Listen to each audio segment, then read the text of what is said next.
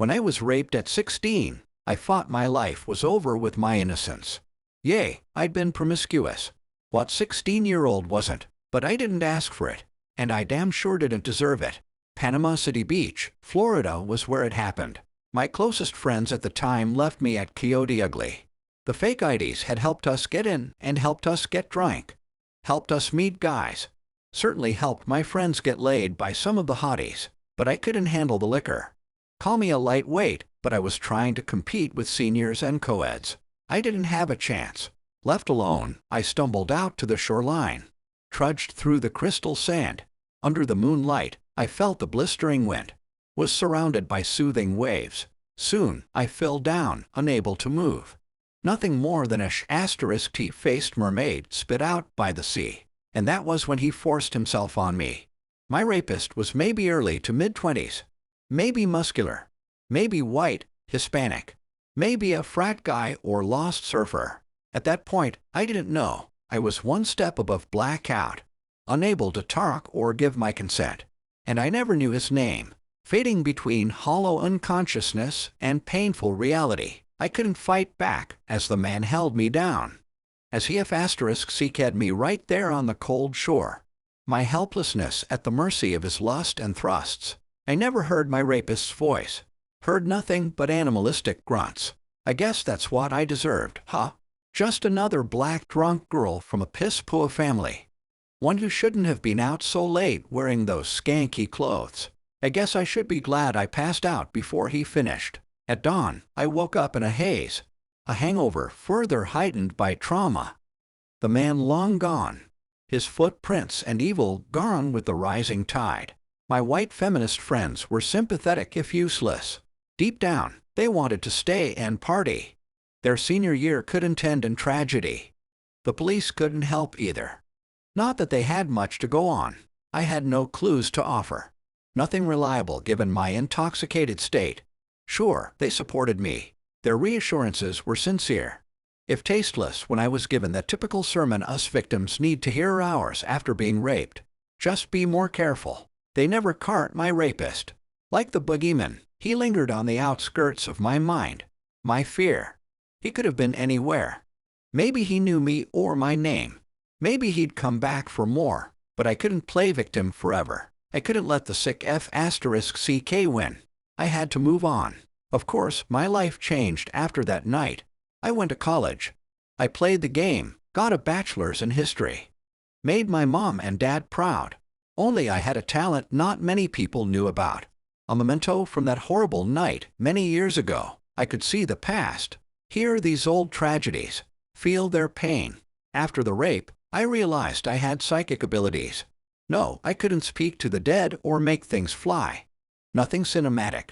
Instead, I could sense horror, evil. Now at 25, my gift had only gotten stronger and more accurate. I could have exploited it for more money. Go to the media, make an Instagram fan page, but I wasn't interested in that. I wanted justice. Call it Tina Kendrick's personal revenge tour. My partner in crime also happened to be my boyfriend. Paul was a writer, just a little bit older than me. We'd met at FSU here in Tallahassee, Florida.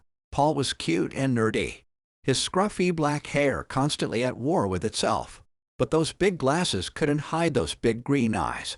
And honestly, his sympathetic soul was what stole my heart. By the time he graduated, Paul had lost the beer belly and gotten in great shape. Maybe he felt encouraged to compete with my own lean physique at the time, or intimidated. But above all, I was happy. For once, I felt loved. Not like a walking freak's hoe. Paul made me feel human. He understood me. When I first told him about the rape, there was nothing awkward. Instead, Paul comforted me. There was no blaming the drinks or clothes. Knowing my gift, Paul even pushed me toward using my talents for the right cause. To catch the bad guys. I'll go anywhere but Panama City, I told him. I could never go back. Reliving the rape through memory was bad enough. I didn't need to relive the night itself. Together, Paul and I had a great relationship. Not to mention partnership. Channeling our inner private eyes, we teamed up to solve crimes. Paul the perfect scholar to my unstable genius. And we did pretty damn well. No matter how hard my insecurities tried, they never won. Not with my boyfriend around. I suppose deep down, I still worried that the rape was the only reason I inherited this power. Thus, the only reason Paul wanted to be with me. But I knew he cared. He loved me. And after all, maybe that one terrible night had to happen. Maybe it was fate that awoke me to the horrors around us. To the horrors Paul and I needed to stop. Maybe there was a purpose for what I suffered.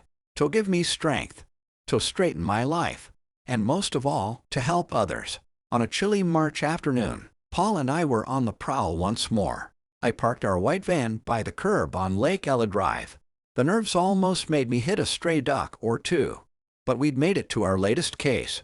Sitting behind the wheel, I gazed out the windshield, out to the two-story house sitting across the street. A perfect brick home complete with a jumping bass on its yellow mailbox. Vitaly Treasure. You okay? Paul asked. Forcing a smile, I faced my baby. His emerald eyes. Yeah, his family's not there, right? Paul slouched back in the passenger seat. No, he said he'd rather speak to me alone. Paul grinned. He's still buying that school interviewer, dentist dream job shit. He put a finger to his ear. To the wireless microphone. This still working? Following his lead, I touched my own wireless mic, hearing Paul loud and clear. Yo. Just be careful, all right. Paul leaned over. Always, babe. We shared a quick kiss. Only my lips lingered, not wanting to let go. Unlike Paul, I had seen the true dark side of life. Not just in a documentary or podcast. I'd lived it. Gentle, Paul held me back. Hey, we got this. He pointed to his ear. Just listen for me the whole time. Okay, I responded. But I still gave him another kiss before he left. Paul then walked across the street, right up to the home of Dr. Michael Friedman, a famed dentist, a famed family man. I watched from afar. The doctor answered right after Paul's first knock. Dr. Friedman, a tall blonde, handsome with rugged features, a perfect dad bod on the stilt. Dr. Friedman stole one look toward the van. I ducked down quick, hoping he wasn't already on to us. Soon, Paul and the doctor disappeared inside. I waited and waited. The earpiece my only entertainment.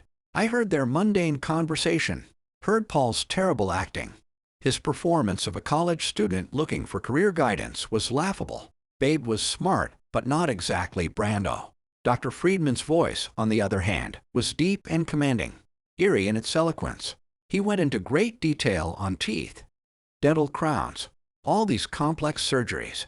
Paul played along, in stilted, wooden fashion. I couldn't help but cringe a few times. Let me show you my home office, I heard Dr. Friedman say.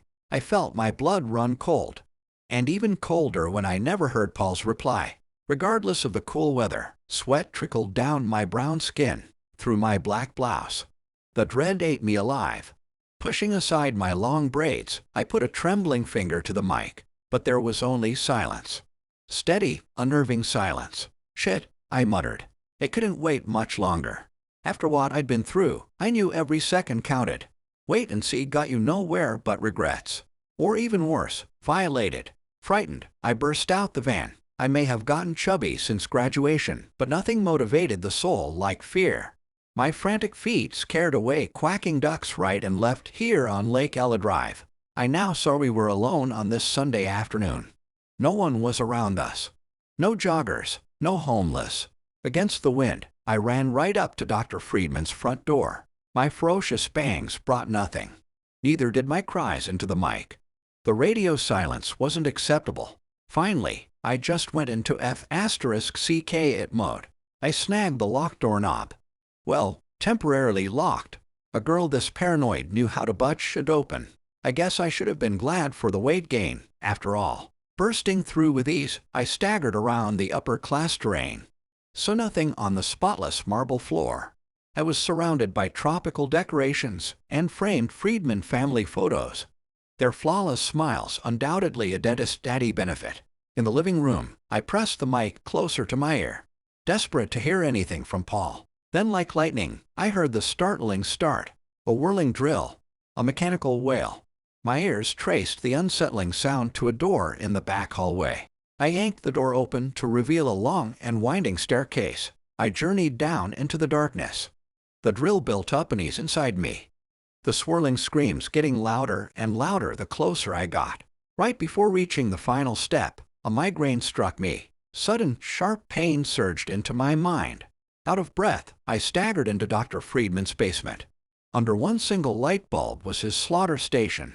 Cringing, I put a hand to my tormented temple. Heard a chorus of horrified screams. Quick glimpses of Dr. Friedman's many previous victims played through my mind. I looked on at the basement. There were no storage or scattered boxes. Nothing but what Dr. Friedman needed for murder. There were trays of sharp utensils that make surgeons jealous. Pristine scalpels, huge operation scissors. Not to mention tools of the trade for the most dedicated dentists. Large forceps and drills, including a spinning drill that stole my attention to the lone dental chair in the room. Tight straps bound Paul to it. A retainer jammed in his mouth suppressed his screams. Wearing a white coat and surgical mask, Dr. Friedman stood up over him. His long drill clamoring for death. Paul's terrified eyes looked on at me, doing their best to plead for help. I battled the intermittent intense visions. Dr. Friedman's freaks hoe slaughters. I had to keep Paul from joining them. Wielding the drill, Dr. Friedman leaned in toward Paul. The doctor fueled by sadistic hunger, eager to take out his latest victim. To my relief, the deafening death instrument and Dr. Friedman's excitement hid my presence. I stole a look over at the nearest tray. Sir Paul's wireless mic scattered amongst Dr. Friedman's treasured weapons. Not to mention the canvas of bloodstains. In here, I felt anguish. The most helpless horror I felt since the beach. Suffering from victims long gone. Paul still guided me with those frightened eyes, but I didn't need any encouragement. Not now. Reaching over, I snatched the largest pair of forceps. Ready to go to battle for my love, my life. Dr. Friedman's drill was now just inches away from Paul's quivering body. He was deliberating the kill, making it all the more horrific for his victim. Not on my watch. The shrill drill overpowered all hope of hearing me. I swooped in like a silent assassin. Relief destroyed Paul's torture. I slammed the forceps into the back of Dr. Friedman's head. One powerful hit was all I needed. One driven by all the disgust of the past. Dr. Friedman collapsed to the floor. The drill died upon escaping his touch. Blood flowed from the doctor's hard hit. His sorry ass out cold. A slight smile spread across Paul's lips. Not that I could blame him. I untied my boyfriend, ungagged him. Gasping for breath, he faced me. "Thank you," Paul yelled. "No problem, babe," I replied. Together, we strapped Dr. Friedman to the chair, jammed a rag in his mouth, left him as helpless as all the innocent people he'd killed over the years. "How'd you know?" Paul asked me, straightening my blouse. I faced him. "Know what?" "That I was in trouble. You talk all the time, B*TCH, I quipped. "Chickling," Paul nodded. "Well, that's true." Wiping the sweat off his brow, he staggered back, struggling to recover from the all-too-real scare. My gaze surveyed the room. Those voices picked up in volume, and they got louder as I approached a shelf in the back. The victims' haunting cries motivated me, anguished voices I could sympathize with. Amongst the medical books and small flamingo souvenirs, I saw a jewelry box, a hand-carved wooden antique. One move toward it sent the voices into a heightened frenzy. "What is it?" I heard Paul say. Determined, I grabbed the box. Both curiosity and fear made me swing it open. Amidst the putrid blood stains were piles of extracted teeth. None of the doctor's trophies quite the same. Dr. Friedman's crudeness never allowed precise pulls.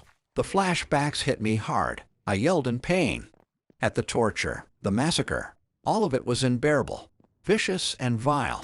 The victims were different, but the terrifying process remained the same. Dr. Friedman yanking out his victim's tooth before the systematic slaughter commenced. He killed in gruesome ways, in slow, painful ways right here in this very basement. I jammed the jewelry box into Paul's arms. "This is it," I said through the turbulent emotions. "Call the police." The rage got me. A vengeance exploding all the way back from Panama City Beach. I grabbed Dr. Friedman's drill, turned my glare toward his unconscious body, told the monster in need of execution. With one cool push, I sent the weapon into a wild delirium. This son of a B asterisk TCH may as well have been my R asterisk pissed. He needed to die, and I couldn't stop. Not until Paul grabbed my arm. "No, Tina," he yelled. His grip tightened, not just to my arm, but soul. "Please," Paul continued. "Don't do this." I backed away, even as my glare stayed on the good doctor. Paul held the box out toward me. "We got his ass. We got him, Tina. That's all that matters." But still I wanted more. Sure, I was clouded by flashbacks of personal trauma and past terror. But still, this F asterisk sking doctor needed vicious retribution. Not the high road. "Come on, Tina," I heard Paul try to console me. I let him pull me away. Off to the van we went. Paul went ahead and called 911.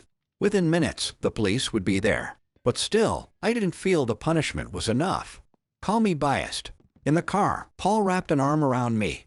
"Hey, we did the right thing, babe," he reassured. Behind the wheel, I cranked the ignition. Stole a look over at Babe. Paul was on his laptop, in his natural habitat. "You really think so?" I said. "Yeah," was Paul's quick response. He held up the laptop. His latest article. I looked at the screen. At the clickbait article staring back at me. Courtesy of our bosses at Lister.com. Top 10 killer dentists Bettina Kendrick and Paul Reynolds read the headline. And naturally, number 1 would be in Tallahassee, Florida. Dr. Michael Friedman. "They're gonna love it," Paul remarked in his southern drawl. Suddenly, sirens blared behind us. The police were about to ambush Lake Ella. And Paul and I had a head start on the shocking story. "Yeah, well, what's next?" I joked. "Something else for Lister." Paul said, "You know with S, it's gotta be something crazy." I put the car in drive. "You pick, babe." Focused, Paul mashed the submit button. "Our article, perfect for press. What about top 10 psycho moms in Georgia?" His excited eyes met mine. My mind off and running. "Let's go," I said. I pulled out of there. Ready for our next adventure. Ready to solve our next crime.